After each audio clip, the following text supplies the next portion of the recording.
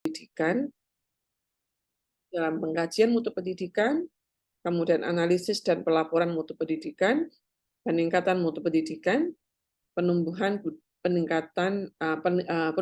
budaya peningkatan mutu berkelanjutan, ya.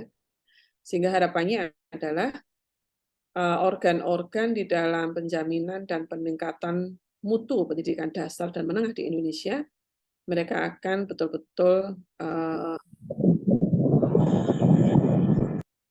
mampu kemudian mengimplementasikan, sehingga harapannya adalah outcome jangka panjangnya atau hasil dari penjaminan mutu di skala jangka panjang itu akan mampu untuk berkontribusi pada bagaimana negara mengendalikan poros pendidikan.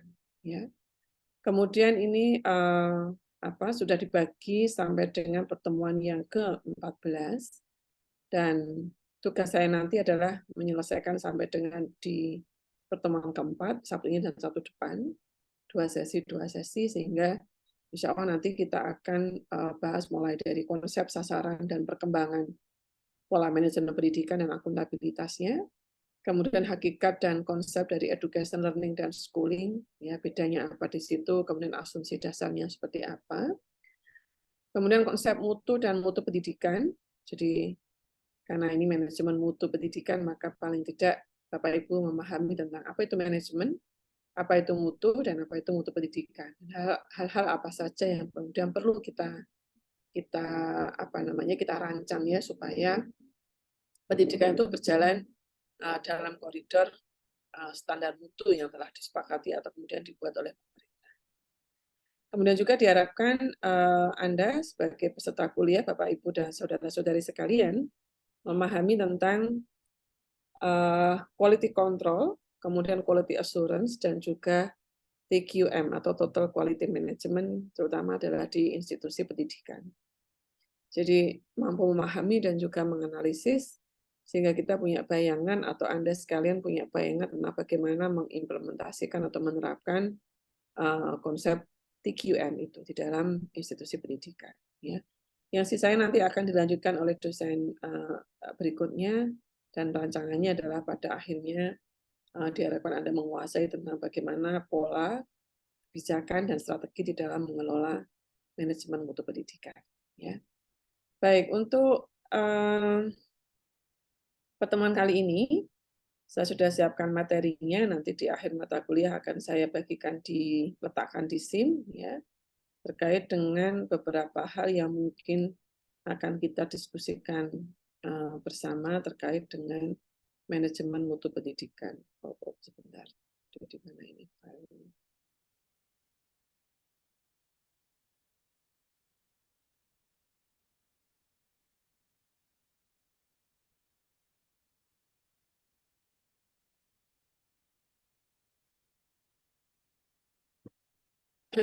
Oke.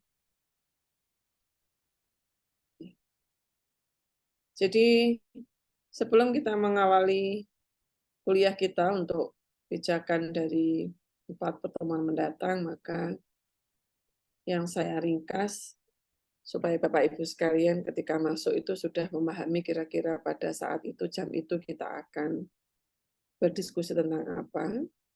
Maka pada kesempatan yang pertemuan hari ini, kita akan membahas banyak tentang bagaimana konsep dasar dan praktis manajemen mutu program pendidikan Islam, serta relevansinya dengan upaya pengembangan pendidikan Islam yang unggul, itu di pendidikan dasar dan menengah, termasuk juga saya tambahkan untuk yang pendidikan tinggi.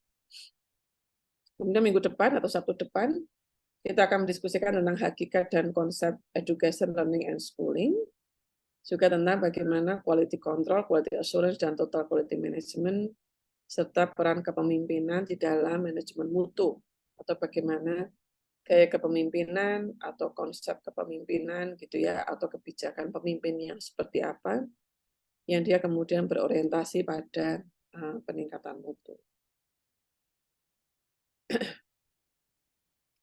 Nah, yang pertama kan kita diskusikan dulu tentang manajemen dan mutu pendidikan.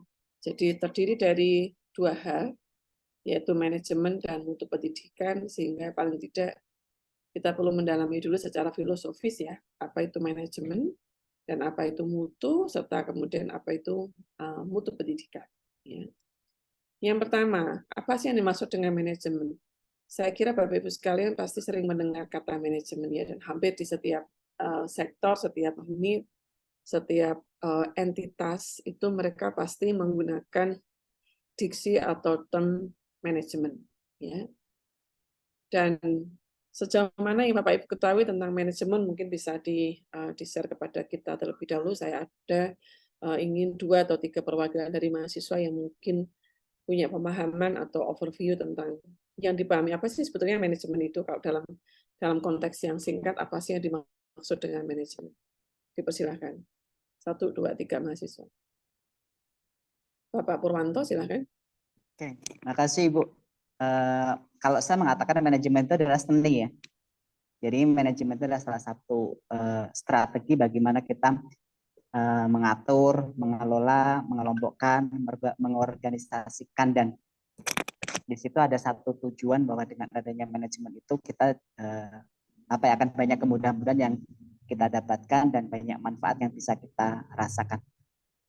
Gitu Ibu, makasih. Terima kasih. Ya. Jadi Pak Purwanto menyatakan bahwa manajemen itu sebuah seni yang kemudian diwujudkan dalam perencanaan, pengelolaan, pengarahan, dan pengawasan demi untuk mencapai satu tujuan yang disepakati bersama. Terima kasih Pak Pur. Satu lagi atau 2 lagi silakan. Please raise hand ya, kemudian nanti saya akan menyebutkan nama Bapak Ibu sekalian.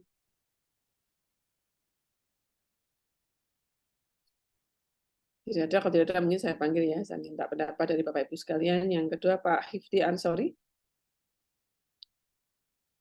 Hadir Ibu. Mungkin menambahkan sedikit dari Pak Purwanto. Manajemen itu proses,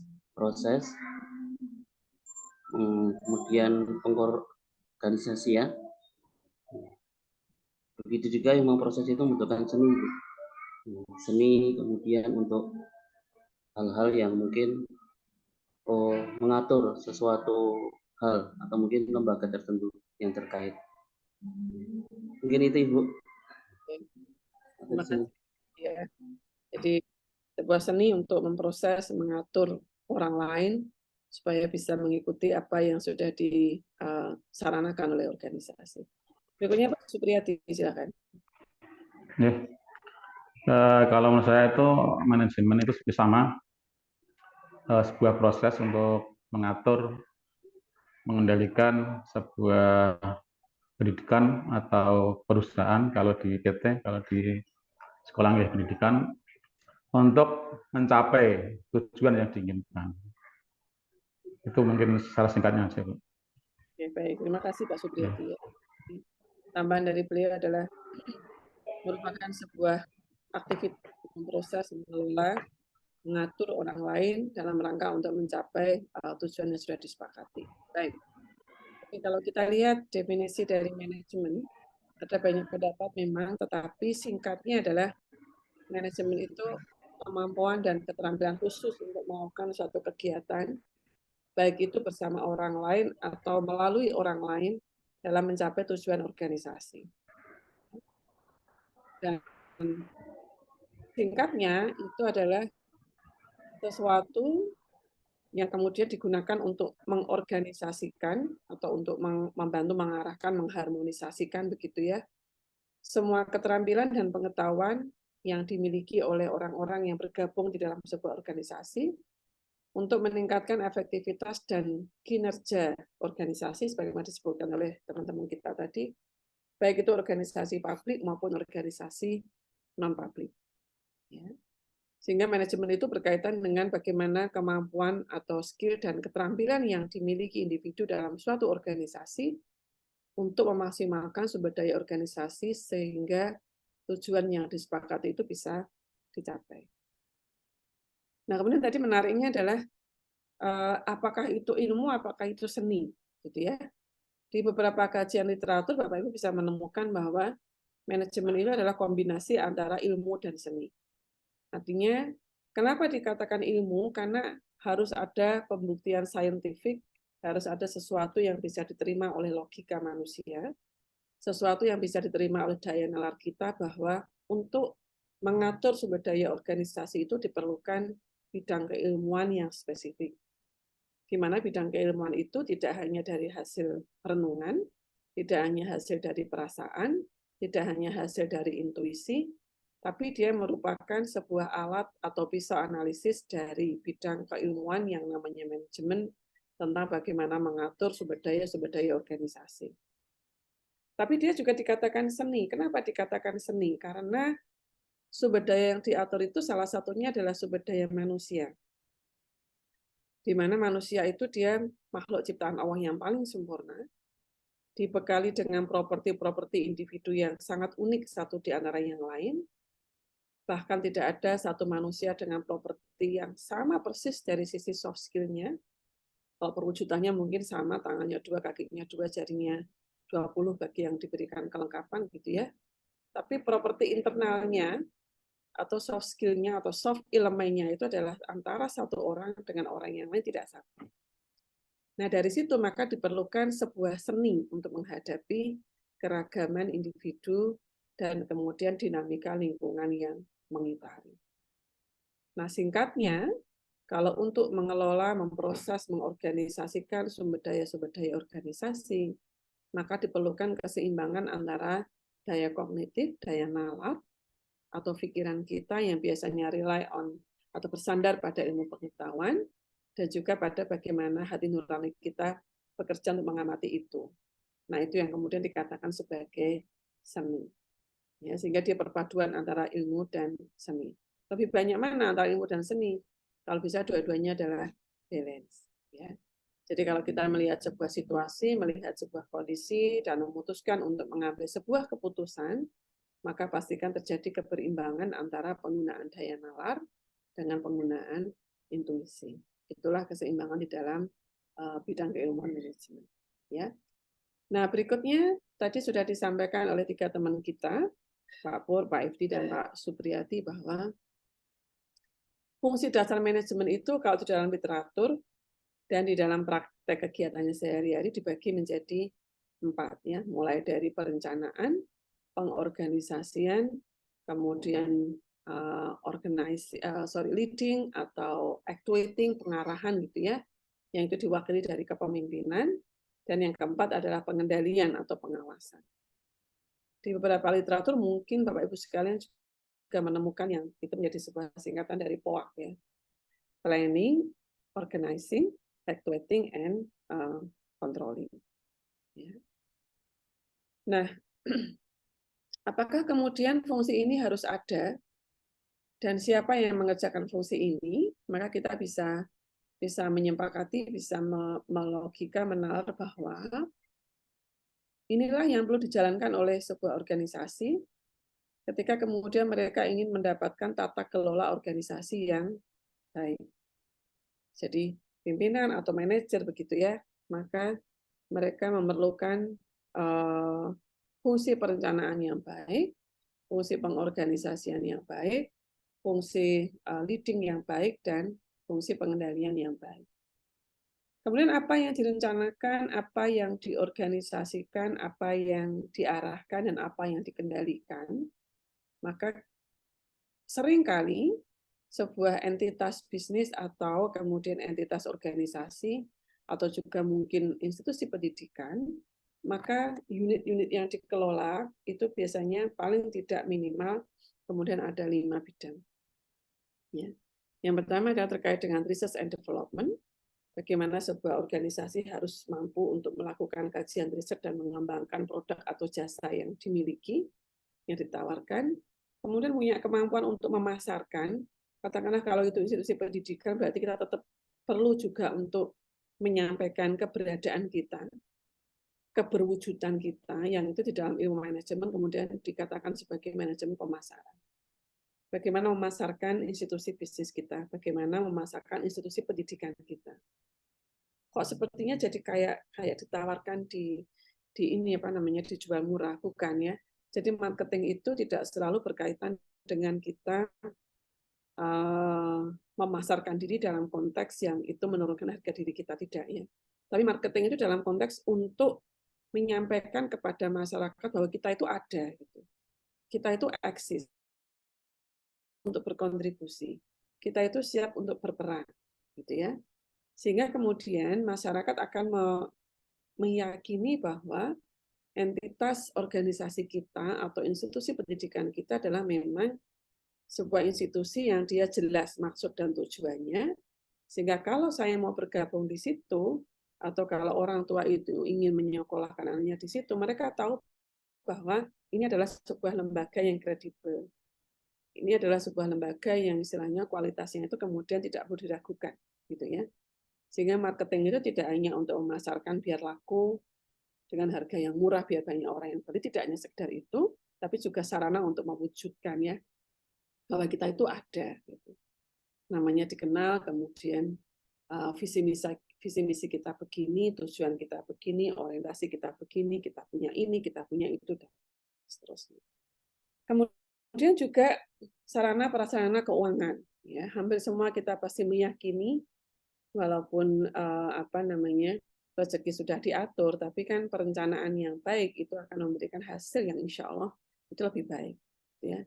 Sehingga POAK-nya tadi, planning, organizing, actuating, dan controlling itu juga dilakukan atau diperlukan pada area of business yang disebut dengan bagian keuangan.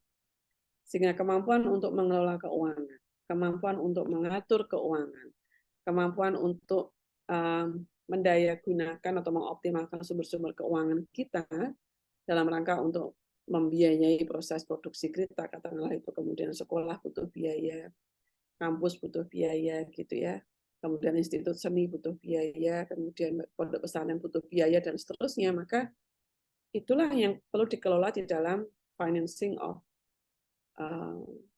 area bisnis mereka. Ya. Kemudian yang berikutnya adalah area of business atau area of organization-nya itu adalah pada bidang produksi. Kalau di tingkatan sekolah, madrasah dan seterusnya, maka proses produksinya itu adalah bagaimana kita mendesain kurikulum, bagaimana kita mendesain proses belajar, bagaimana kita merancang infrastruktur belajar gitu ya, sehingga proses belajar mengajar itu akan berjalan dengan baik. Itu yang disebut dengan proses produksinya di dalam sebuah organisasi. Kalau kita misalnya adalah entitas pendidikan. Kalau dalam organisasi bisnis maka dia adalah bagaimana mengolah bahan mentah menjadi bahan jadi, gitu ya. Kalau di institusi pendidikan, beberapa tem menyatakan bahwa mahasiswa adalah input, siswa adalah input, kemudian perlu diolah dan seterusnya, jadilah kemudian produk akhir dia sebuah lulusan. Tapi apakah kita akan menganggap siswa kita sebagai input? Apakah kita akan menganggap mahasiswa kita sebagai input? Nah, ini tergantung pada bagaimana Bapak Ibu memahami filosofi pada area of business institusi pendidikan atau pondok pesantren. Ya. Seringkali mereka keberatan menyatakan bahwa mahasiswa adalah input, karena mahasiswa itu kalau input berarti dia harus mengikuti apa yang diolah oleh sekolah atau pondok. Tapi sebetulnya mereka itu mungkin tidak bisa juga dikatakan sebagai input, tapi mereka lah yang kemudian membuat organisasi kita itu berdaya, gitu ya. Jadi kita akan eksis, kita akan bisa menjalankan tugas kita karena ada siswa. Ada pelajar, ada mahasiswa, ada stakeholder yang lain. Sehingga mungkin dia bukan bahan baku utama, tapi dialah yang kemudian menjadi apa yang perlu kita olah, gitu ya. Karena ada juga yang menyatakan bahwa siswa itu sebagai konsumen, sebagai orang yang menikmati jasa layanan kita. Maka kadang-kadang nanti filosofinya akan bergeser. Kalau dia konsumen berarti apapun yang diinginkan konsumen harus kita penuhi, kan gitu. Di dalam area bisnis kan begitu. Suara konsumen adalah raja. Customer voice is a king. Kalau kita kemudian memposisikan siswa atau mahasiswa kita sebagai raja, gitu ya, maka mereka tidak bisa di dalam koridor kita untuk ikut. Tapi mereka akan banyak mengungkapkan saya ingin produk yang begini, saya ingin layanan yang begini, dan seterusnya. Nah, sehingga kemudian mungkin dia part of production, mungkin dia juga part of consumption, karena area pendidikan itu menjadi area yang sangat spesifik. Ya. Kemudian apalagi yang perlu dipoakan, apalagi yang perlu di planning, organizing, actuating, and yang dikontrol, salah satunya adalah pada sumber daya manusia atau human resources. Ya. di mana kita perlu merencanakan berapa sih jumlah SDM yang harus kita punya untuk menjalankan organisasi kita, untuk menjalankan institusi kita. Berapa sih jumlah guru, berapa sih jumlah dosen, berapa sih jumlah staf tenaga kependidikan, ya. Berapa sih kemudian kriteria dari masing-masing atau dari masing-masing SDM yang harus dimiliki oleh sebuah organisasi. Ya.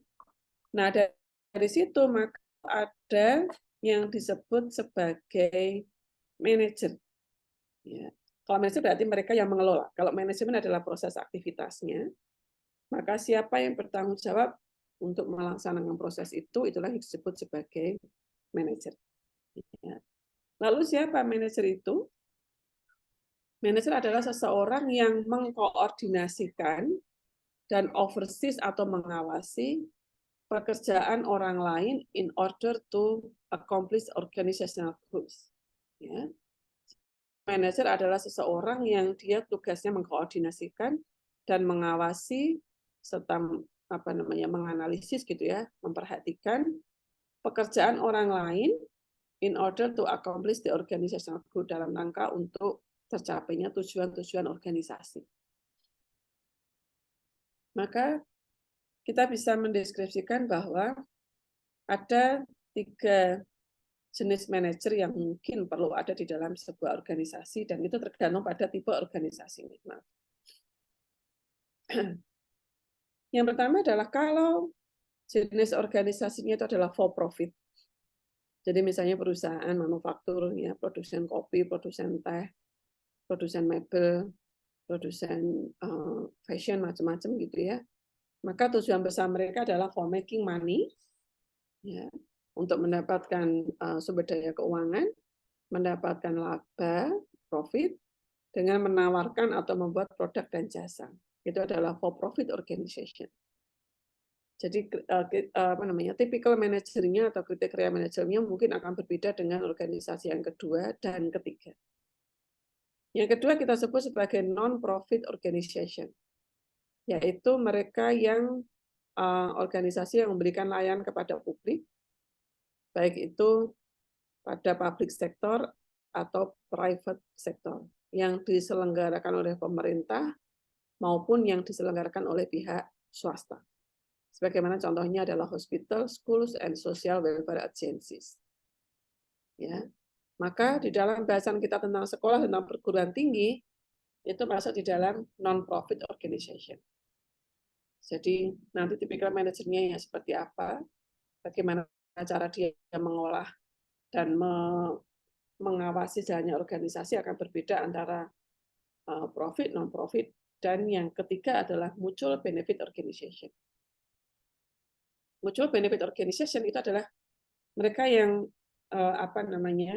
tidak berorientasi pada profit, tapi juga tidak non-profit sama sekali, dan mereka rata-rata adalah bentuknya adalah non-formal gitu ya.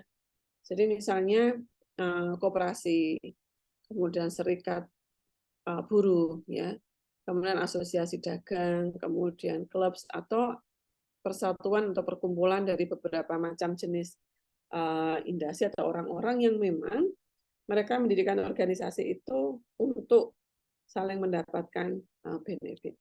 Ya. Misalnya hijaber community, kemudian bike community, road community, mobil community, dan seterusnya, itu adalah mutual benefit organization. Karena dia kemudian spesifik untuk sebuah kelompok tertentu, dan mereka kemudian tidak menargetkan adanya pendapatan. Juga tidak murni layanan yang sifatnya misalnya itu diwajibkan oleh pemerintah maupun dihandle oleh swasta. Jadi 3 jenis organisasi ini mereka akan membutuhkan kriteria atau ciri-ciri atau persyaratan dari manajemen yang berbeda-beda. Ya.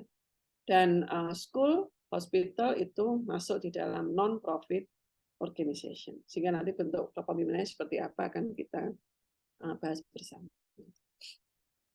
Nah, kemudian tugas dari manajemen itu adalah melakukan tindakan atau perilaku yang spesifik sebagaimana yang diharapkan oleh manajer. Sehingga peran manajerial atau peran manajer itu dibagi menjadi 3. Dia harus mampu menjalin hubungan interpersonal antar orang. Mereka harus mampu untuk membangun peran atau menjalankan peran sebagai orang yang menginformasikan beberapa hal terkait dengan misalnya kebijakan organisasi, beberapa hal terkait dengan misalnya adalah perubahan kebijakan pemerintah misalnya ya, atau kemudian memberikan informasi terkait dengan apa yang sedang terjadi gitu. Sehingga kemudian di situ mereka punya peran untuk mengambil keputusan atau yang bisa disebut dengan decisional roles. Ya, jadi tiga jenis dari peran kepemimpinan atau peran manajerial, peran dari para manajer tadi. Ya. Interpersonal, kemudian informasional dan decisional. Nah, berikutnya adalah apa yang dimaksud dengan kalau begitu ya, jadi itu manajemen sudah, kemudian kita akan masuk tentang bagaimana manajemen pendidikan. Ya. Jadi kalau tadi manajemen secara keseluruhan, maka berikutnya adalah Anda perlu punya bayangan, perlu punya overview, perlu punya bekal, apa sih yang dimaksud dengan manajemen pendidikan. Oke. Mungkin saya perlu ada 2-3 mahasiswa lagi yang bisa memberikan opini, sehingga pada akhirnya, kalau tadi definisi manajemen sudah, ya, kemudian ada 3 jenis, tadi definisi dan fungsi manajemen sudah, kemudian kita tahu bahwa pendidikan itu menjadi salah satu bagian dari non-profit organization, maka kemudian pertanyaan berikutnya adalah apa yang dimaksud dengan manajemen pendidikan. Silakan Bapak Ibu siapkan narasinya, nanti kita akan diskusikan dan saya akan kita break dulu 5 menit, kita akan kembali setelah 5 menit untuk mendiskusikan. Mohon nanti ada 2-3 mahasiswa yang bisa menyampaikan opini atau pendapatnya tentang gambaran kasar atau gambaran awal tentang apa itu manajemen pendidikan. Ya. Sehingga ini 9.52 saya akan kembali ke sini lagi 9.57.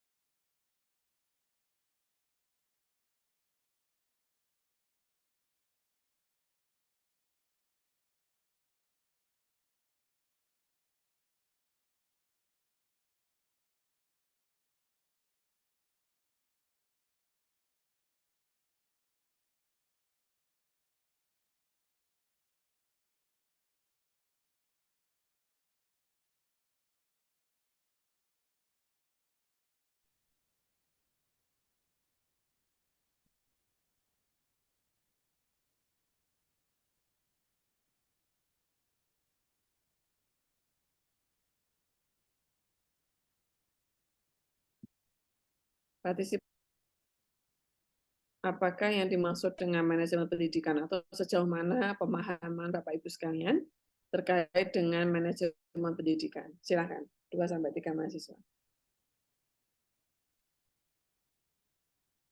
Saya yang open mic. Saudara saya panggil aja ya. Pak Edi Sutrisno, silakan. Iya, Bu. Berdasarkan pengertian dari manajemen yang telah disampaikan tadi, bisa kita pahami bahwasanya manajemen merupakan serangkaian kegiatan untuk merencanakan, mengorganisir, memotivasi, mengendalikan dan mengembangkan segala upaya di dalam mengatur dan mendayagunakan SDM, sarana dan prasarana untuk mencapai tujuan pendidikan secara efektif, efisien, dan produktif. Ya, tentu. Baik, terima kasih Pak Edi ya, menggabungkan antara konsep manajemen dengan pendidikan. Satu lagi Pak Budi Ahsan, silakan. Assalamualaikum. Untuk Assalamualaikum. manajemen itu suatu tata kelola dimulai dari planning, organizing, acting, dan evaluasi, di mana dilakukan oleh sebuah lembaga atau yang nantinya akan dipimpin oleh manajer dalam mengelola semua aspek dari keuangan sampai dengan yang tidak kalah penting adalah menata di mana sumber daya manusia untuk mencapai tujuan bersama yang tentunya sangat akan bisa itu bila kita kerjasama dengan Terima kasih. Ya, jadi singkatnya Bapak Ibu menggabungkan antara bagaimana peran manajemen dengan bagaimana nature atau dari pendidikan itu sendiri. Baik, pertanyaan berikutnya adalah lalu kira-kira apa proses yang harus terlibat di dalam kita mengelola sebuah institusi pendidikan. Katakanlah kalau kita merangkai sebuah proses, maka dia mulai dari input, proses, kemudian output, ya. Nah, sehingga pertanyaannya adalah kalau begitu kita mengelola input sampai dengan output, maka proses apa saja yang terlibat di dalam kegiatan itu. Artinya adalah aktivitas manajemennya itu melibatkan aktivitas apa saja. Saya mohon lagi pendapat dari dua mahasiswa. Yang pertama Pak Mustain Hasan, dipersilakan. Hadir, Bu. Untuk manajemen pendidikan bisa meliputi SDM, sumber daya manusia itu sendiri, dan juga bisa berupa uang, sarpras, kurikulum, dan lain sebagainya. Ya. Satu lagi Pak Fauzi Slamet.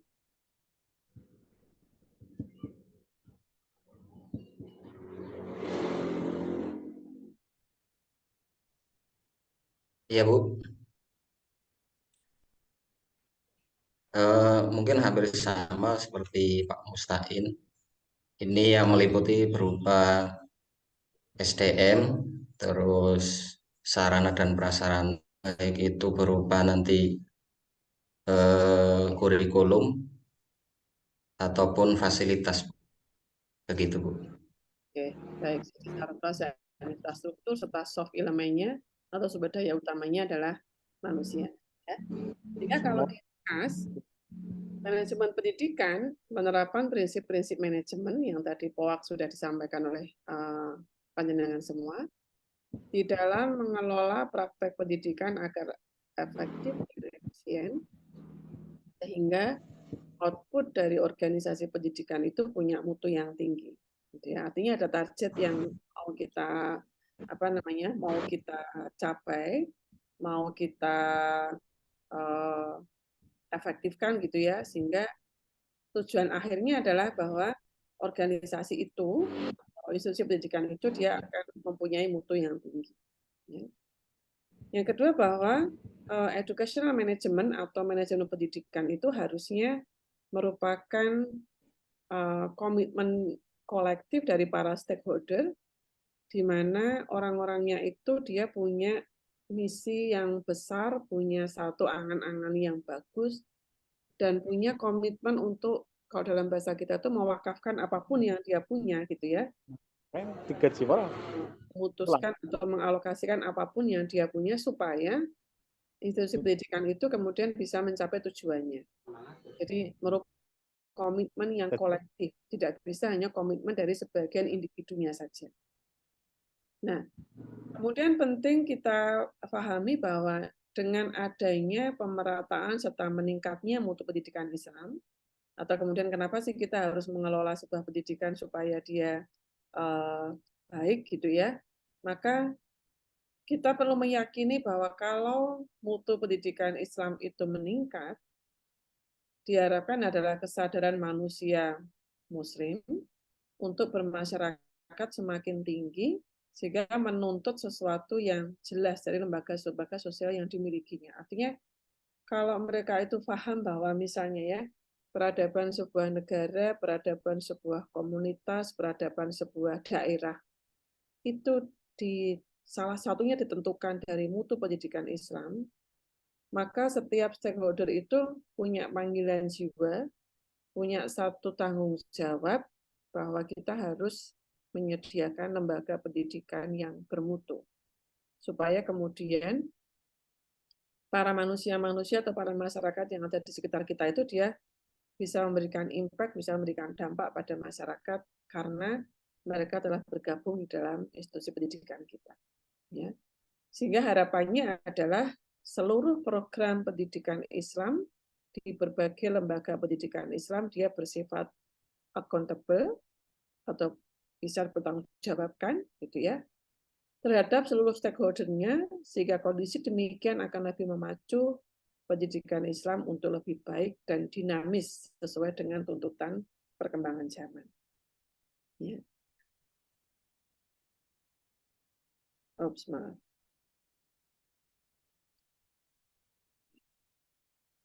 Sehingga kalau diringkas, maka makna manajemen pendidikan Islam adalah rangkaian kegiatan atau keseluruhan proses pengendalian usaha kerjasama sejumlah orang di dalam sebuah stakeholder itu untuk mencapai tujuan pendidikan Islam secara berencana dan sistematis yang diselenggarakan di lingkungan pendidikan Islam tertentu. Nah, lalu kaitannya tadi ya, karena manajemen pendidikan manajemen pendidikan Islam itu diharapkan untuk membentuk atau membantu terciptanya lembaga pendidikan Islam yang bermutu, maka kita perlu memahami pada akhirnya kualitas mutu itu tentang apa sih?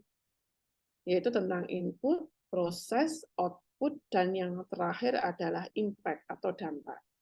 Tadi sudah dijelaskan oleh Pak Musta'in dan Pak Fauzi bahwa pada akhirnya kalau kita ingin mengelola pendidikan, maka concern-nya adalah pada bagaimana kualitas SDM-nya, kemudian kurikulum, sarana prasarana, infrastruktur, dan berbagai elemen lain untuk membantu membentuk adanya output.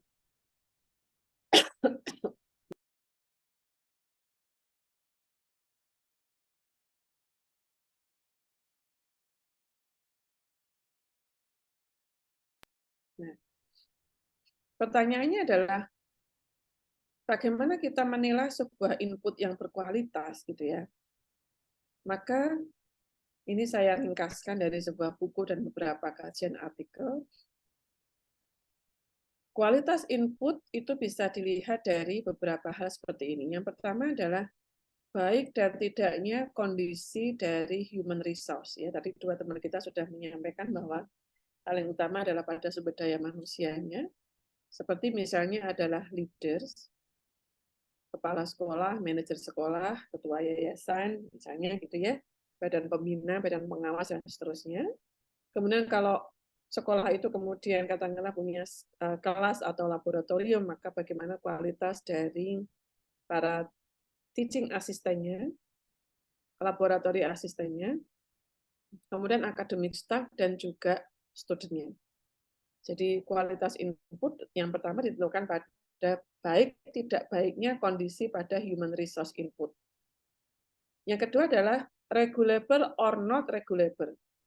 Diatur atau tidak diaturnya, atau adanya peraturan atau tidak adanya peraturan terkait dengan input criteria of matters like books, kurikulum, infrastructure, facilities, the others, ya, terkait dengan bagaimana apakah mereka mengatur misalnya bacaan referensinya harus seperti apa, sumber-sumber belajarnya bagaimana, bagaimana kemudian mereka mendesain kurikulum, bagaimana mereka menentukan kualitas infrastruktur, bagaimana fasilitas apa saja yang perlu disediakan dan lain-lain.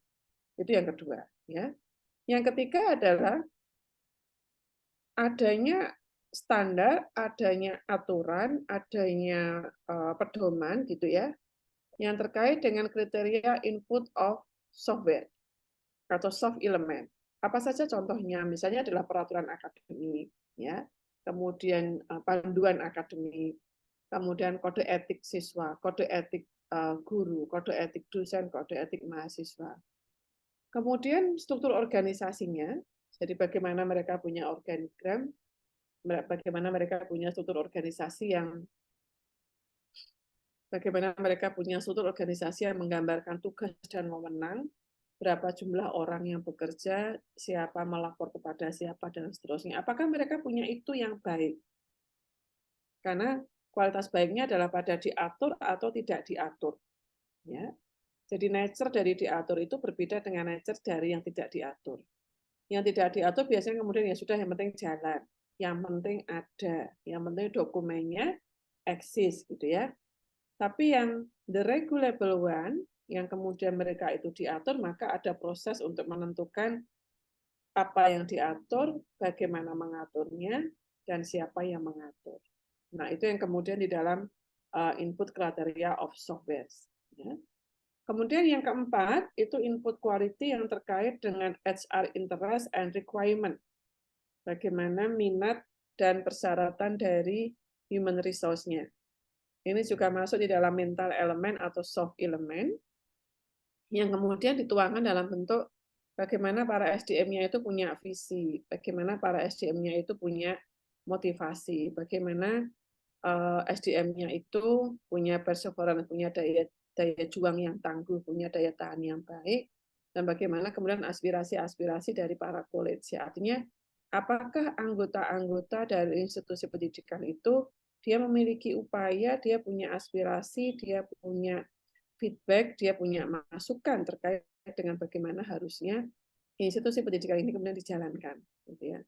Karena notabene mungkin ada banyak sekali di dalam berbagai institusi mereka-mereka yang menjadi bagian dari organisasi, menjadi sumber daya organisasi, tapi dalam tanda kutip mereka yang penting adalah hanya dapat statusnya, mereka yang penting adalah menghabiskan waktu dengan organisasi gitu ya, mereka yang penting kemudian nunut hidup di situ, numpang hidup di situ tanpa kemudian pernah memberikan kontribusi yang terbaik dalam bentuk feedback, aspirasi, input, dan lain sebagainya.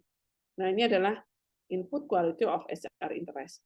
Ini yang kemudian dibutuhkan sebuah strategi pengelolaan atau strategi manajemen supaya input ini kemudian bisa didapatkan dengan baik atau disiapkan dengan baik, sehingga kemudian kita akan mendapatkan pola manajemen yang baik. Ya.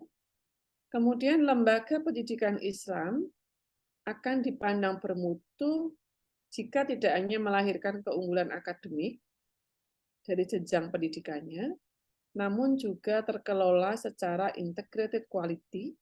Jadi yang berkualitas tidak hanya pada satu sisi saja, tapi dia terintegrasi dengan faktor-faktor yang lain, sehingga mampu menghasilkan jasa kependidikan Islam yang sesuai dengan kebutuhan masyarakat. Boleh dikatakan kebutuhan para pelanggannya. Asumsinya begini, lulusan dari institusi kita itu pasti sudah ditunggu oleh entitas atau organisasi yang lain. Karena mungkin mereka punya satu standar bahwa kalau dia lulusan dari aliyah X, dia lulusan dari sanawi A, sanawi B, aliyah A, aliyah B, pesantren A, B, C, dan seterusnya, maka yang melanjutkan pendidikan berikutnya, mereka meyakini bahwa di institusi pendidikan sebelumnya di mana para siswa kita itu terlibat, maka mereka pasti sudah istilahnya bermutu ya, karena institusi pendidikannya itu atau sekolah sebelumnya mereka kemudian sudah menjalankan proses-proses yang berkualitas. Nah, mutu luaran pendidikan itu tidak hanya dilihat dari ijazah, tidak hanya dilihat dari nilai mata pelajaran, tidak hanya dilihat dari prestasi-prestasi yang kemudian bisa dituliskan di list begitu, ya. Tetapi lebih dari itu adalah mutu dari sebuah luaran pendidikan, yaitu nilai-nilai hidup yang dianut oleh para lulusan atau SDM di dalamnya, kemudian moralitasnya, dorongan untuk maju atau eagerness dari mereka untuk selalu tumbuh dan berkembang, dan lain-lain yang diperoleh oleh anak didik selama menjalani pendidikan. Jadi sebaiknya atau seharusnya gitu ya, bahwa institusi pendidikan baik itu dasar, menengah, atas maupun tinggi, maka output atau luaran pendidikan itu yang lebih penting adalah pada nilai-nilai moralnya. Bukan hanya pada, mohon maaf, sekedar gelar yang diperoleh atau ijazah yang diperoleh, tapi bagaimana kemudian mereka bisa menjiwai nilai-nilai yang kita bekalkan, sehingga akhirnya digunakan untuk mengabdi di masyarakat. Sehingga dari situ maka kita perlu pastikan bahwa institusi pendidikan atau instansi pendidikan itu kemudian mereka memahami tentang bagaimana atribut dari mutu pendidikan. Ya. Beberapa atribut yang bisa saya ringkas dari sebuah literatur, mereka menceritakan tentang relevansi, efisiensi, efektivitas, akuntabilitas, kreativitas, situasi, penampilan, empati, ketanggapan, produktivitas, dan kemampuan akademik. Jadi kalau kita ringkas, maka bangunannya adalah seperti ini. Jadi bagaimana kemudian mutu pendidikan itu, yang pertama adalah relevansinya. Apakah ya misalnya proses belajar yang diciptakan di situ dia relevan dengan kondisi yang terkini. Apakah moralitas atau value-value diri yang dibekalkan dari pendidikan yang kita manajeri tadi, yang kita pimpin tadi, apakah kemudian sudah sesuai dengan bidang keilmuan atau skill yang kemudian diperlukan oleh masyarakat banyak. Yang kedua adalah efisiensi dan efektivitas. Efisiensi berarti adalah tidak menghamburkan biaya yang tidak seharusnya, gitu ya. Jadi memahami prinsip bahwa alokasi anggaran sesuai dengan peruntukannya. Kemudian efektivitas baik tepat waktu, jadi sesuai dengan tenggat waktu yang telah ditentukan. Akuntabilitas berarti bisa dipertanggungjawabkan. Jadi kalau misalnya kita membuka prodi atau kemudian kita membuka sekolah menengah kejuruan katakan ya, misalnya yang sekarang yang baru-baru itu kemudian tentang apa namanya information teknologi, tentang desain komunikasi visual, tentang digital communication katakan seperti itu ya, maka perlu dipertanggungjawabkan apakah misalnya kurikulum, situasi belajar, materi belajar itu adalah memang materi-materi yang itu bisa dipertanggungjawabkan bahwa dia akan membawa kemaslahatan pada umum. Jangan sampai misalnya kemudian ternyata isinya adalah hal-hal yang sekiranya akan menimbulkan adanya kemandorotan, ya, membuat kemudian beberapa masyarakat kita terganggu dengan adanya hal tersebut, ya, sehingga setelah itu adalah kreativitas. Bagaimana kemudian kreativitas dari institusi pendidikan itu digunakan untuk meningkatkan mutu. Kemudian situasi manajerial to manajerial, jadi artinya adalah bagaimana relasi antar pimpinan. Kemudian penampilan, berarti adalah penampilan kalau dalam sekolahnya bukan sekolah virtual atau institusi pendidikannya adalah institusi pendidikan yang dia eksis, ada gedungnya, ada apa namanya infrastruktur fisiknya, maka appearance atau penampilannya itu adalah mencerminkan bagaimana mutu pendidikannya. Jadi bagaimana desain ruang kelasnya, bagaimana desain lab-nya, bagaimana desain kafetarianya, bagaimana desain sarana prasarana olahraganya gitu ya. Sehingga itu akan mempengaruhi bagaimana mutu pendidikan. Nah, seringkali item-item atau ukuran-ukuran ini Bapak Ibu sekalian akan temukan di beberapa yang kemudian masuk di dalam borang akreditasi. Saya yakin bagi teman-teman yang mungkin saat ini sudah bergabung di sebuah sekolah atau perguruan tinggi, maka inilah yang seringkali digunakan oleh badan akreditasi atau lembaga asesor mandiri gitu ya, atau pemerintah bahkan ketika dia mengukur bagaimana mutu pendidikan, mereka merujuk ke ini. Maka yang terbaru yang dari Kemenak itu mereka sudah punya instrumen untuk mengakreditasi, terutama adalah pada lembaga pendidikan Islam yang dia berbasis pada pesantren. Ya, dia punya alat ukur yang itu rigid ya, karena kemudian memastikan bahwa pesantren itu kemudian betul-betul dibangun atas dasar satu kebutuhan bersama sehingga jalannya pun akan sesuai dengan koridor. Ya. Nah, kemudian kalau indikatornya, maka kita bisa melihat apakah sebuah lembaga pendidikan itu dia bermutu atau tidak. Itu yang kemudian bisa kita bagi menjadi 3. Ya. Yang pertama adalah kualitas pendidikan yang dilihat dari ultimate outcome atau hasil akhir pendidikan. Ya. Ini berarti adalah outcome jangka panjang. Dalam jangka panjang, kita akan bisa mengukur bagaimana kualitas pendidikan pada akhirnya itu kemudian pendidikan ini akan menghasilkan apa, gitu ya. The ultimate outcomes. Satu tujuan yang paling tinggi, yang paling hakiki begitu ya, sehingga by the end itu kemudian institusi pendidikan itu harus menghasilkan apa. Yang kedua adalah additional quality yang dilihat dari immediate outcomes atau hasil langsung. Jadi hasil yang kemudian kelihatan gitu ya. Kemudian yang ketiga adalah additional quality yang itu dilihat dari proses. Nah, 3 hal ini tentunya membutuhkan detail kualifikasi atau kemudian detail capaian yang berbeda dari hasil akhir jangka panjang, kemudian hasil langsung, dan juga hasil yang itu dilihat dari prosesnya. Nah, sering orang mengatakan yang penting itu prosesnya, Bu. Akhirnya hasil akhirnya itu kadang-kadang tidak bisa kita langsung nikmati, tidak bisa langsung kita lihat gitu ya, karena katakanlah kalau kita mengikuti pendidikan jenjang S1 atau S2, maka hasil akhir itu tidak datang seketika setelah kita lulus misalnya. Tapi perlu waktu yang panjang lagi ya. Pada akhirnya lulusan kita itu bisa berkontribusi di mana, mereka ngapain aja, dan seterusnya. Yang kedua adalah hasil langsung. Nah, itu yang seperti apa? Kemudian yang dilihat dari proses. Prosesnya kemudian bagaimana? Nah, di sini saya ingin kemudian Bapak Ibu sekalian punya satu overview, satu critical thinking.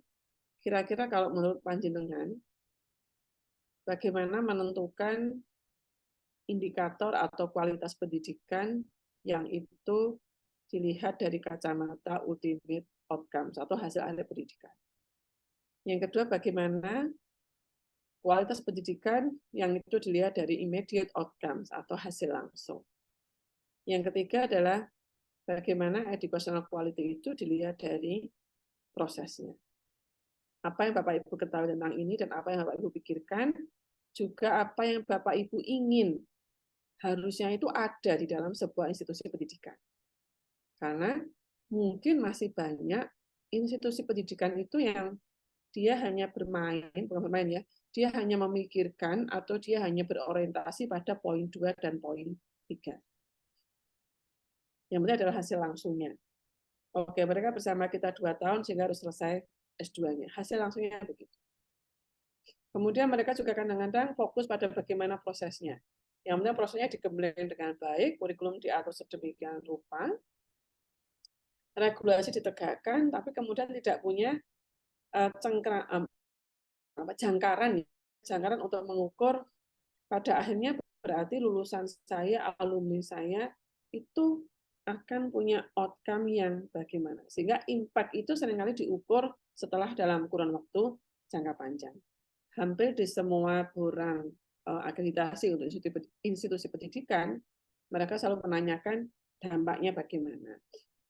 Ambil contoh misalnya adalah selalu mereka sudah bekerja di sektor apa, perannya bagaimana, dan bagaimana tingkat katakanlah kepuasan atau tingkat bagaimana mereka mengukur kontribusinya itu sudah baik atau belum.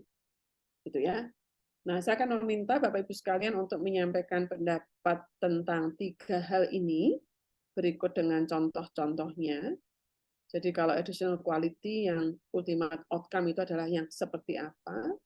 yang immediate outcomes itu yang bagaimana, kemudian yang dari proses itu yang diukur dengan cara bagaimana. Tapi untuk yang ini, ya, ini nanti diberikan secara tertulis, ya, dan itu kemudian dituliskan di dalam SIM, ya. Jadi di SIM itu ada laman yang panjenengan bisa memberikan komentar untuk kehadiran dan juga respon. Maka nanti di akhir perkuliahan saya akan selesaikan 20 atau 30 menit lebih awal. Tapi tugas dari Bapak Ibu sekalian adalah untuk menjelaskan apa yang Bapak Ibu pahami tentang 3 jenis indikator mutu tersebut. Paling tidak adalah Bapak Ibu bisa membedakan kalau yang ultimate outcomes itu yang seperti apa, ya. Kemudian yang immediate outcome itu yang seperti apa, yang kemudian educational quality dilihat dari proses itu yang bagaimana. Silakan cari referensi yang sebanyak-banyaknya nanti kalau sudah difahami, jadi bukan kopas ya, mohon maaf, jangan copy paste, tapi pastikan Bapak Ibu membaca, kemudian memahami, dan setelah itu dinarasikan kembali. Anda letakkan di SIM sampai sebelum pukul 12. Nanti saya akan cek di situ, dan itu menjadi bagian dari assessment saya, yang nanti di akhir pertemuan keempat perlu saya laporkan kepada Prodi. Ya. Jadi 3 indikator mutu pendidikan ini, ya, bagaimana Bapak Ibu sekalian memahaminya, kemudian jelaskan dengan contoh indikator mutu tersebut. Yang ini tugasnya mandiri ya. Jadi Bapak Ibu silakan bekerja mandiri. Saya tunggu sampai dengan jam 12 untuk memberikan komentar. Silakan login di SIM, kemudian tuliskan tentang bagaimana Bapak Ibu memahami dari 3 jenis outcome itu. Ya. Nah, kemudian untuk tugas pekan depan, jadi setelah kita memahami overview tentang manajemen, kemudian manajemen mutu dan pendidikan itu sendiri, maka pekan depan saya harapkan Bapak Ibu sekalian bekerja secara kelompok. Silakan nanti ada berapa kelompok di situ. Saya siapkan 6 tema di sini. Satu kelompok memilih 1 tema, ya. Dan tugas Bapak Ibu sekalian adalah mencari referensi, kemudian menyusun summary, dan mencari best practice serta menyampaikan critical review. Ya. Kelompok yang pertama berbicara tentang atau mendiskusikan tentang bedanya hakikat dan konsep pada education, learning, and schooling.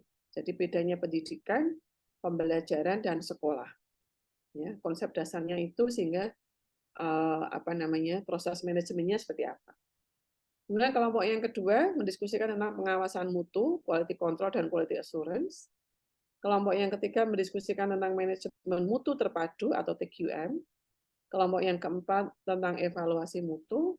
Kelompok yang kelima tentang kepemimpinan di dalam pendidikan Islam. Dan kelompok yang keenam adalah mendeskripsikan atau menarasikan tentang bagaimana kepemimpinan yang dia memiliki orientasi pada manajemen mutu. Karena masih ada infrastruktur kepemimpinan yang menganggap bahwa mutu tidak menjadi sebuah prioritas, tapi yang penting adalah bagaimana layanan. Padahal kalau kita berbicara tentang pada konsep pendidikan untuk membangun peradaban bangsa dan negara, maka seharusnya manajemen mutu itu kemudian dijalankan oleh perusahaan dalam konteks bisnis ya. Kalau di dalam non bisnis atau non profit, maka di dalam konteks institusi pendidikan agama Islam. Baik, itu yang untuk tugas pekan depan. Anda kerjakan secara kelompok. Silakan kelompoknya didesain berapa, satu kelompok silakan. Sudah magister berarti harus sudah mandiri. Paling tidak ada satu koordinator kelas yang nanti bisa menghubungi saya untuk menyampaikan berapa jumlah kelompok pada akhirnya dan siapa anggota-anggota kelompok itu.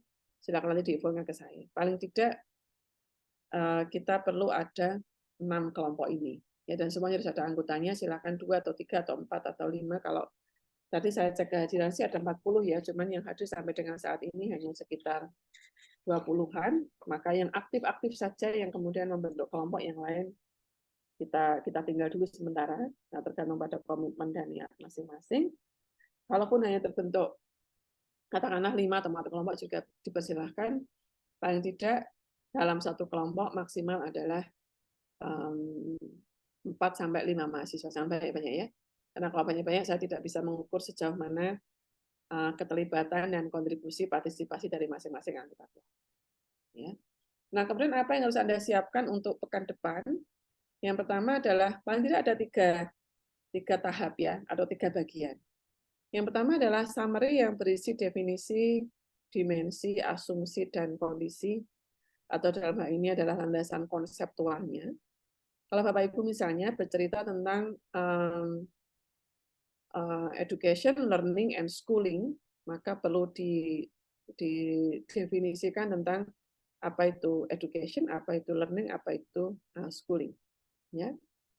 Kemudian setelah itu kita kontekstual, jadi contoh best practice-nya kalau di dalam misalnya perguruan tinggi, misalnya pada sekolah A, sekolah B, sekolah C, atau mungkin kampus A, B, C begitu, mereka kemudian kalau yang schooling contohnya ini, yang learning contohnya ini, yang education contohnya ini, gitu ya. Jadi kita cari yang namanya referensi best practices, di mana mereka kemudian bisa menceritakan atau menarasikan pengelolaan di dalam sekolah ini bagaimana terkait dengan perbedaan antara education, learning, and schooling. Kalau kita berbicara nanti pada kelompok yang bertugas untuk menarasikan pada quality control, kemudian quality assurance, gitu ya, maka kelompok yang bertugas perlu untuk menarasikan tentang apa yang dimaksud dengan quality control, apa yang dimaksud dengan quality assurance. Ya. Setelah itu kemudian mencari contoh, misalnya kalau di MTS A, Aliyah B, atau kampus C, dan seterusnya, dia bentuk-bentuk quality control dan quality assurance-nya seperti apa. Ya. Sehingga kita punya definisi atau dimensi asumsi kondisi pada tataran konseptual, yang secara konsep itu bagaimana, gitu ya. Kemudian kita punya contoh bagaimana penerapan itu di dalam arena kontekstual. Arena prakteknya. Nah, setelah itu adalah dari critical review. Ini yang paling saya cari, kemampuan dari Bapak Ibu sekalian untuk melihat perbandingan antara konseptual dengan kontekstual. Melihat perbandingan antara idealita dengan realita. Yang konseptual itu adalah konsep-konsep ideal, yang kemudian seringkali dipaparkan oleh para akademisi, para ahli, gitu ya, para mereka yang sudah banyak berpengalaman di dalam kajian-kajian. Kemudian yang kontekstual adalah mereka yang kemudian kadang-kadang mencoba untuk merumuskan, oh kalau konsepnya seperti ini, maka prakteknya begini, gitu ya.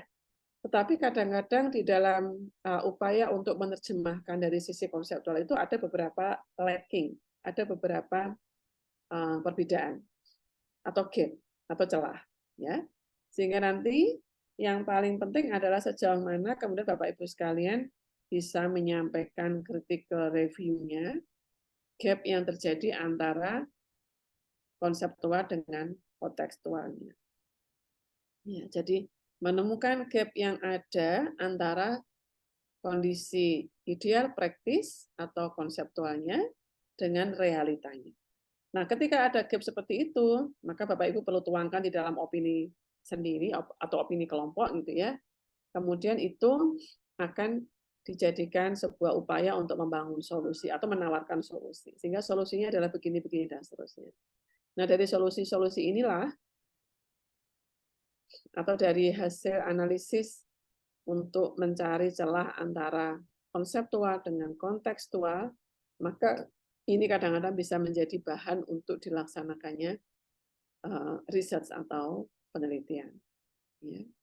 Sehingga silakan nanti sumber bahan kajiannya bebas, Anda boleh cari sendiri, termasuk best practice atau kontekstualnya mau di perguruan tinggi mana, mau di pondok pesantren mana, mau di kampus mana, silahkan. Tapi pastikan dia berasal dari sumber bahan kajian dengan menggunakan referensi yang bereputasi. Nanti saya kasih contoh tentang bagaimana Anda bisa memilah pada referensi-referensi yang bereputasi. Ya. Saya kira itu untuk materinya. Nanti berikutnya akan saya beri contoh kepada Bapak Ibu sekalian tentang artikel rujukannya. Sebelum saya berpindah materi, mungkin ada beberapa hal yang mau dikonfirmasi, diklarifikasikan, termasuk mungkin mohon informasi yang bertugas sebagai koordinator kelas, siapa ya? Mas Huba. Mas? Mas Huba. Ya. Insan Huba. Oh, Huba Insan Huba Hakiki. Iya. Ibu mohon bertanya minggu depan berarti hari Jumat. Yeah. Kalau saya Sabtu tuh, Mas. Sabtu depan tanggal 2 ada seminar pakar. 2 Desember ada seminar pakar, Bu. Oh, baik. Berarti saya tunggu pemberitahuan dari Prodi dulu, karena sampai jadwal yang diberikan kepada saya masih 2 kali. Atau bisa kirim sendiri, atau Prodi yang mengalihkan jadwalnya, atau kita boleh menyepakati ini? Kalau biasanya.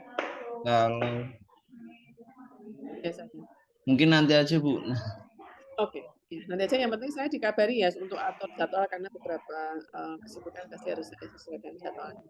Iya. Yang pasti, tapi Mas Huba bisa memastikan bahwa ada 6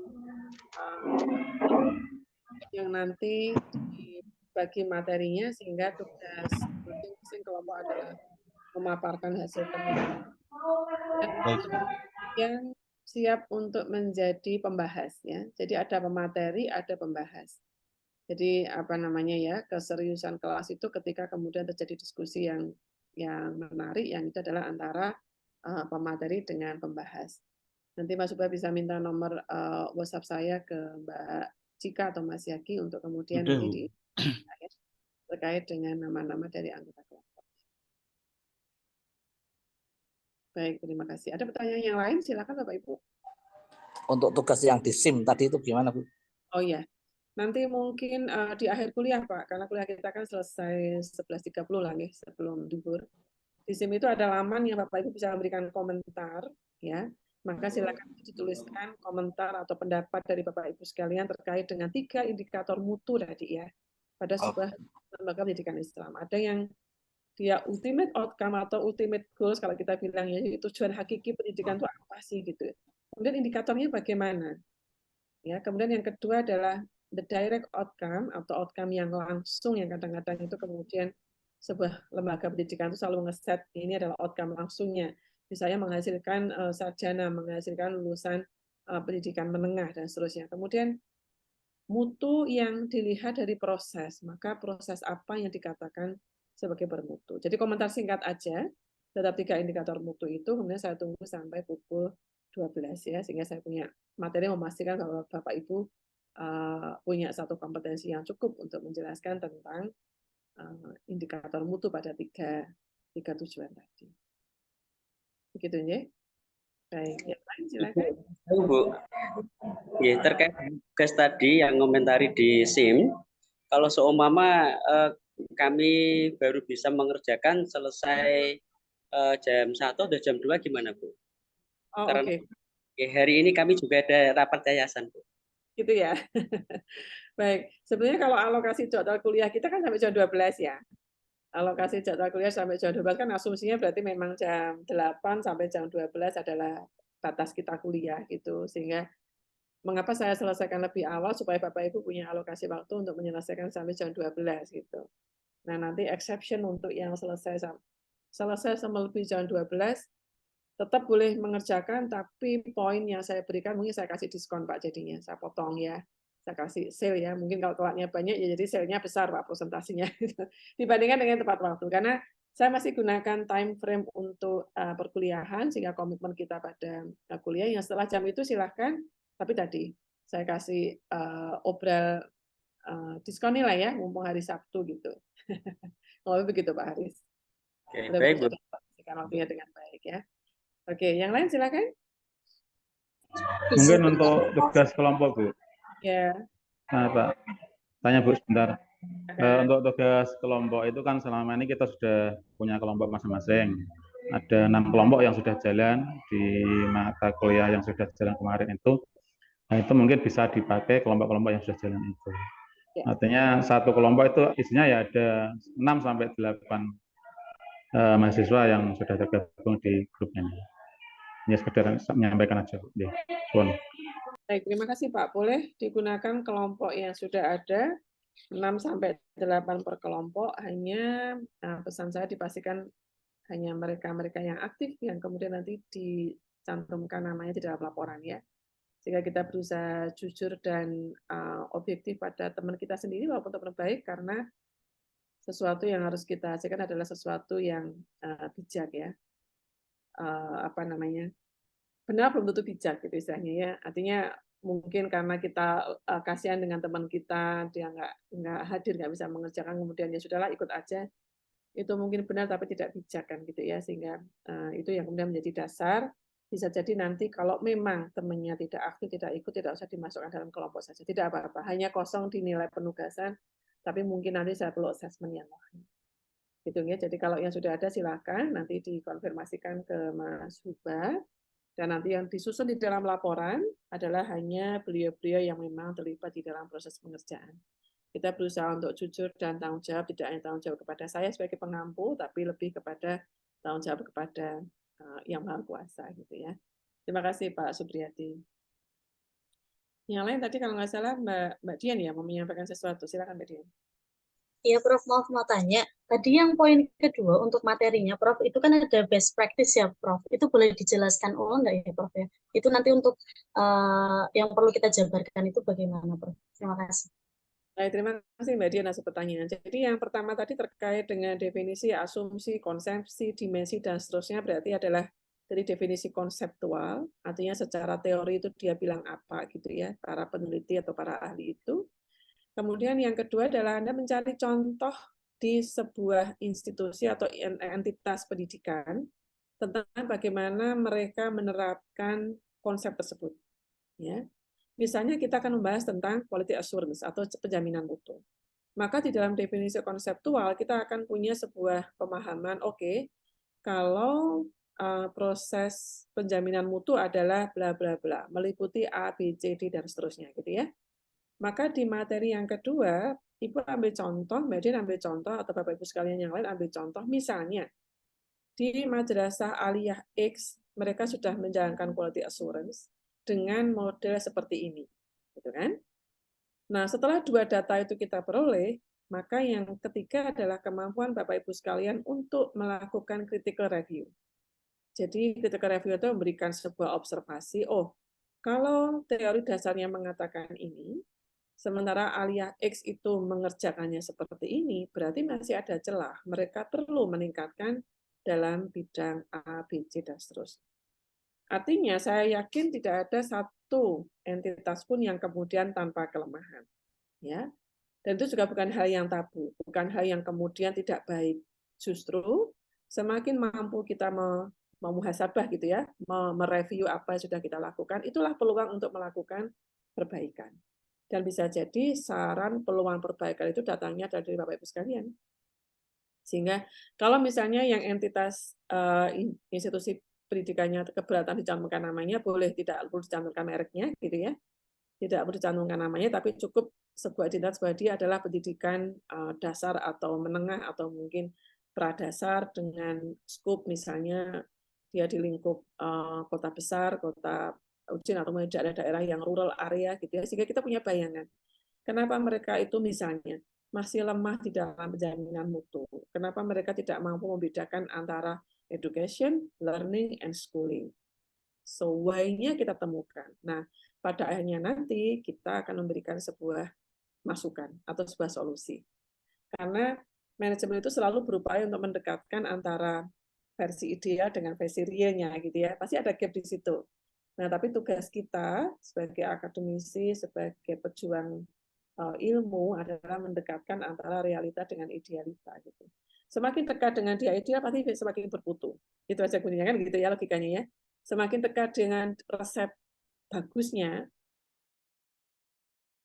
mutu gitu. Nah, kita berusaha untuk membantu teman-teman kita dari institusi pendidikan yang mungkin bahkan mereka mungkin tidak tahu base idealnya seperti apa, karena mungkin belum mengambil pendidikan seperti Anda semuanya gitu ya. Maka kita coba bantu sehingga eksistensi kita sebagai pejuang-pejuang ilmu itu kemudian ada manfaatnya. Nah, itu yang kemudian akan menjadi poin penilaian tertinggi dari Bapak Ibu sekalian terkait dengan upaya untuk mampu menemukan celah antara versi ideal dengan versi Ria. Gitu ya, saya kira pertanyaan Mbak Dian pasti juga mewakili pertanyaan dari Bapak Ibu yang lain tentang ini gimana sih yang mau dikerjakan. Terima kasih. Terima kasih, Prof. Yuk, sama-sama. Bapak Ibu yang lain silakan jika ada. Ibu Nun Sewu. Oke, Pak Haris. Untuk terkait pemberian komentar yang 3 indikator tadi, kalau untuk memberikan secara langsung gimana Bu? Tanpa harus nanti di-upload di itu. Oh, di SIM. Oh ya. Tujuan saya kenapa di SIM itu supaya saya bisa, mohon maaf ya, karena perlu untuk membandingkan gitu Pak. Jadi kalau di SIM itu saya bisa langsung kelihatannya, misalnya komennya Pak Aris gimana, Bu, komennya Pak Ahidi gimana, komennya Pak Hudi gimana, itu langsung kelihatan Pak. Tapi kalau misalnya di WhatsApp atau di email saya harus membandingkan satu-satu gitu. Jadi mohon maaf, sebisa mungkin diupayakan di SIM saja. Tidak ada kesulitan untuk akses SIM ya? Atau ada kendala Pak Aris? Ada, insya Allah nanti bisa ikut dari dia. Iya, bagus. Kemudian saya juga bisa langsung ngabsen, karena ada sekian jumlah mahasiswa, maka berapa yang sudah masuk atau siapa yang kemudian belum masuk, kan itu bisa langsung dicek dengan menggunakan SIM Pak. Jadi diusahakan via SIM ya Pak ya. Baik Bu, terima kasih Bu. Yang lain silakan. Cukup? Bu, maaf. Ya. Tadi itu mengenai absen, tadi waktu pengabsenan saya masih belum hadir, tapi saya sudah masuk. Dan ini ada kendala dari komputer dan HP, jadi baru bisa ikut setelah absen. Itu bagaimana Bu untuk pengabsenan? Tadi saya panggil 3 kali, saya belum ada jawaban. Iya, tadi lagi gituin komputer dia di dalam. Oh, Mas Muhammad Zaki. Ya. Oke, saya pastikan Anda hadir ya. Oke.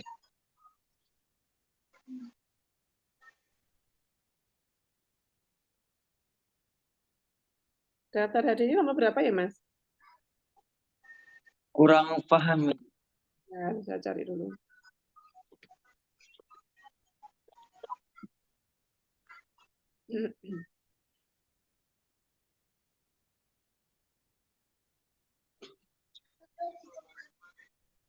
Oke, baik, sudah ketemu. Izin Bu, izin Bu, saya juga atas nama Nur Fitri Suryadi Bu. Terlambat tadi ya? Iya Bu. Assalamualaikum Bu. Ayu. Iya, saya Bu Ayu Rizkiana. Mohon maaf tadi terlambat masuk karena masih ada pertemuan wali santri Bu.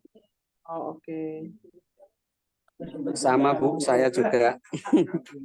Ini perjalanan ke Banjar tadi, Banjarnegara, mondokkan anak. Ya inilah kalau online asiknya bisa disambiin itu ya Pak ya. Aja lagi ngapain gitu ya. Nah kalau Panjenengan bisa nyambi, sayangnya ya nggak bisa nyambi sayangnya ya. Harus di depan komputer, nggak bisa nyambi apa-apa. Kalau nyambi minum aja bisanya. Baiklah, mudah-mudahan. Bu, mohon maaf, selamat. Iya, Bu. Oh ya, Pak Habibie. Haris Hani, Bu. Iya, saya juga, Bu. Punten, baru selesai.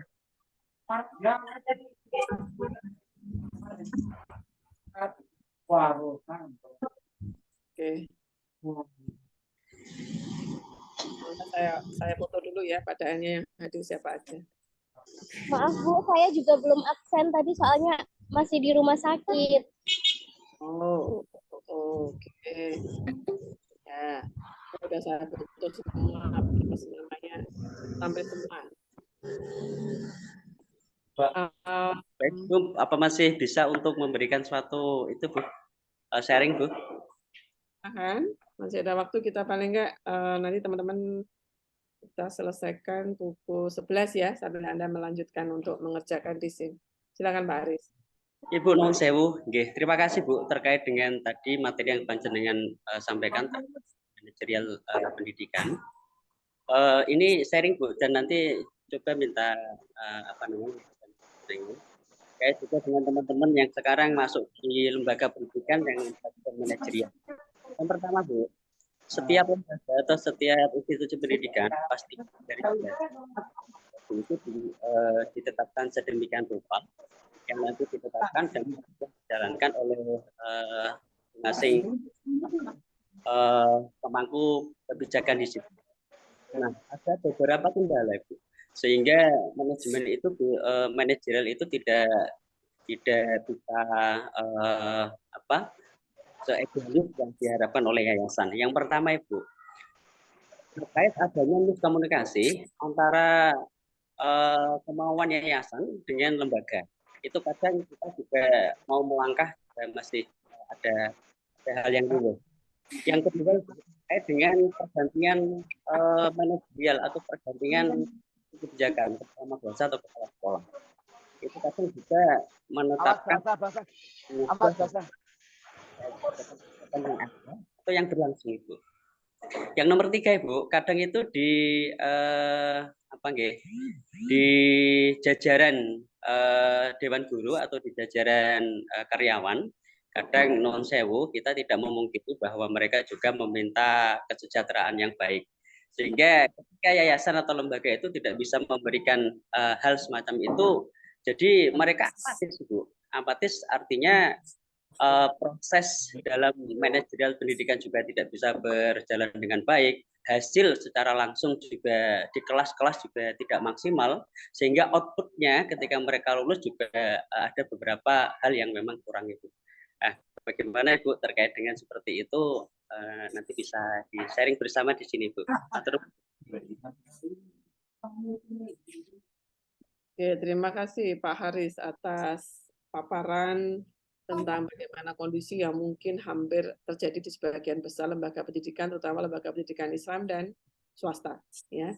Dan ada peran yayasan dan antara manajerial. Kalau dalam entitas bisnis dia antara komisaris dengan direktur. Nah,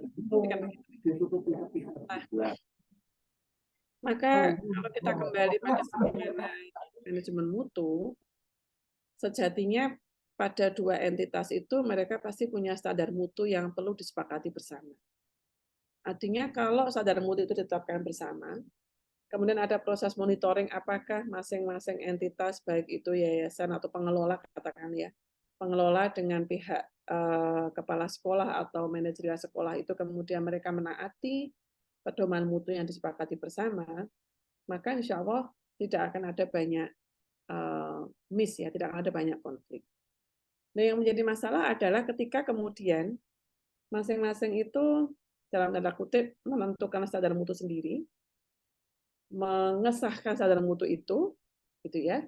Tapi kemudian melanggar sendiri atau dilanggar sendiri dengan berbagai excuse, dengan berbagai katakanlah pengecualian. Artinya, oke lah kita melewati batas ini sedikit, kita melewati batas ini sedikit, toh paling yang terganggu hanya sedikit. Nah, Bapak Ibu bisa bayangkan ketika kemudian terlalu banyak excuse tahu ya, terlalu banyak kemudian pelonggaran gitu ya, maka kebocoran-kebocoran itu kan lama-lama kan jadi besar, Bapak Ibu ya.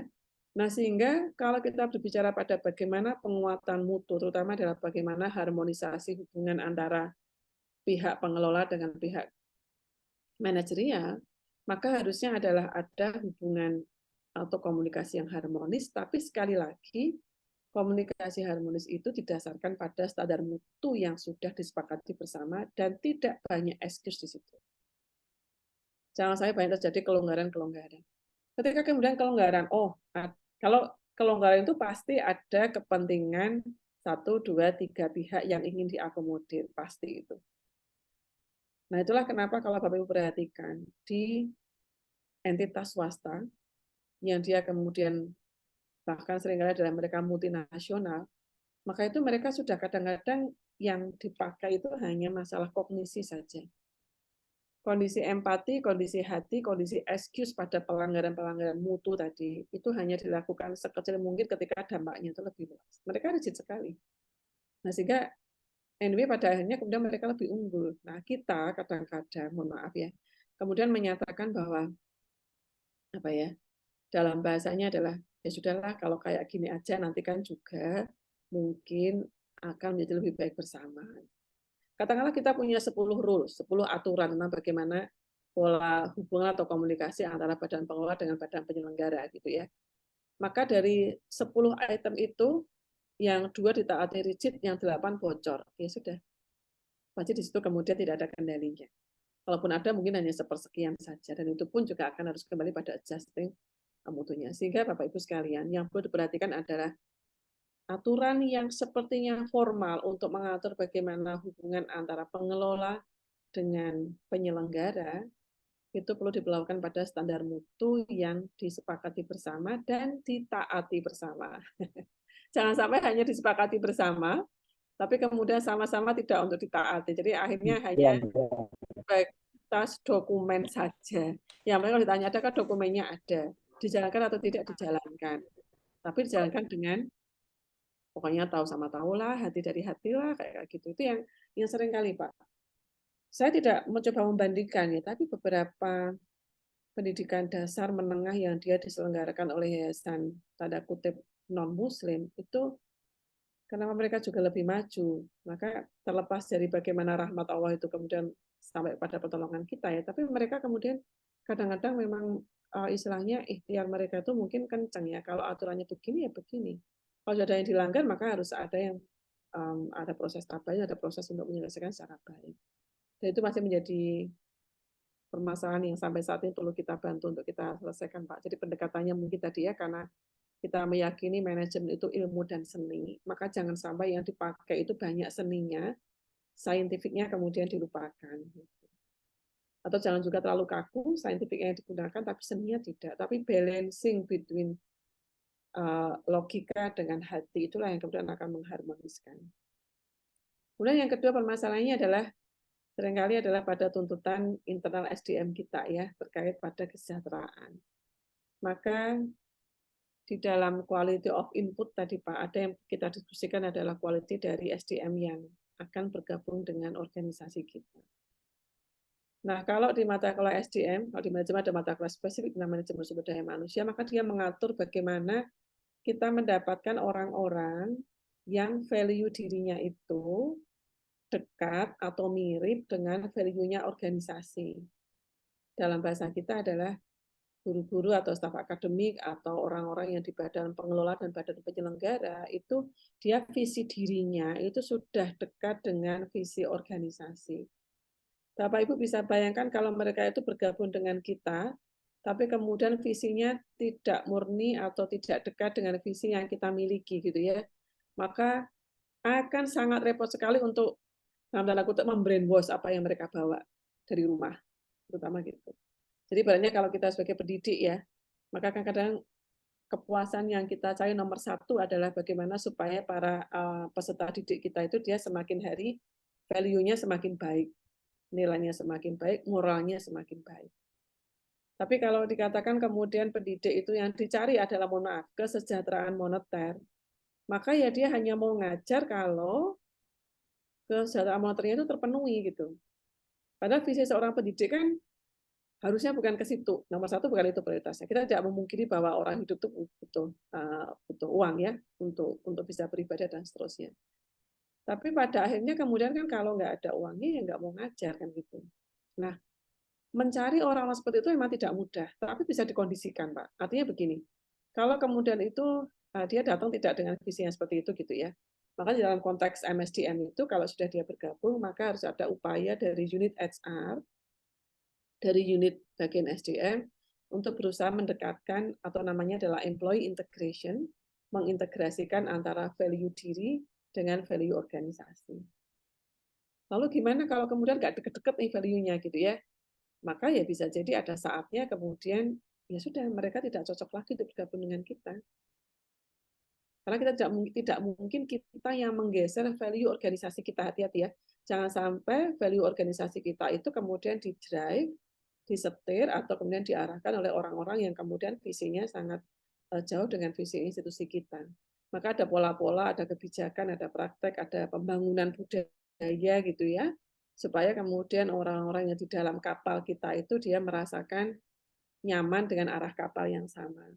Dia mau mendayung dengan irama yang sama. Sehingga asumsinya kalau analoginya kita berada dalam satu kapal yang sama, ya berarti kalau Anda bersedia menjadi penumpang kapal, maka harus ikut apa yang diatur oleh nakoda. Kalau nggak mau diatur oleh nakoda kita, silakan pindah ke kapal yang lain. Tapi pimpinannya juga harus mau menerima masukan ya. Jangan sampai kemudian Pak di sana angin kenceng Pak, badainya kenceng, so kita pindah ke sana sedikit ya. Nah dia tidak menggunakan keilmuannya, yang penting kemudian wah kamu manut aja ya sebagai peserta di kapal ini nggak boleh ikut campur. Tidak seperti itu juga. Maka nanti ada pembahasan di section kita di bab 5 atau 6 itu ya, yang kelompok 5 dan 6, bagaimana pola leadership yang seharusnya itu ada di dalam sebuah institusi pendidikan Islam. By the way, tapi ini adalah good issue, ya artinya banyak terjadi di sekitar kita di Indonesia Raya, bahwa isu itu masih menjadi banyak pembahasan dan perlu masukan dari Bapak Ibu sekalian, tapi pastikan dari kacamata saintifiknya dapat ya, jangan dari hati nurani, hasil perenungan, hasil ngomong ngalor ngidul gitu ya, karena kita sudah sebagai warga akademisi, maka pastikan itu adalah landasan saintifiknya dan ketajaman hati nurani yang tentunya kita hanya bersadar pada rahmat dan pertolongan Allah semata. Itu dari saya. Nah, mungkin dari teman-teman yang lain, kita masih punya waktu sedikit, dipersilahkan untuk mungkin menanggapi bahwa apa yang sudah di-raise oleh Pak Haris tadi. Yang lain silahkan. Baik Bu, terima kasih Bu. Sama-sama Pak Haris.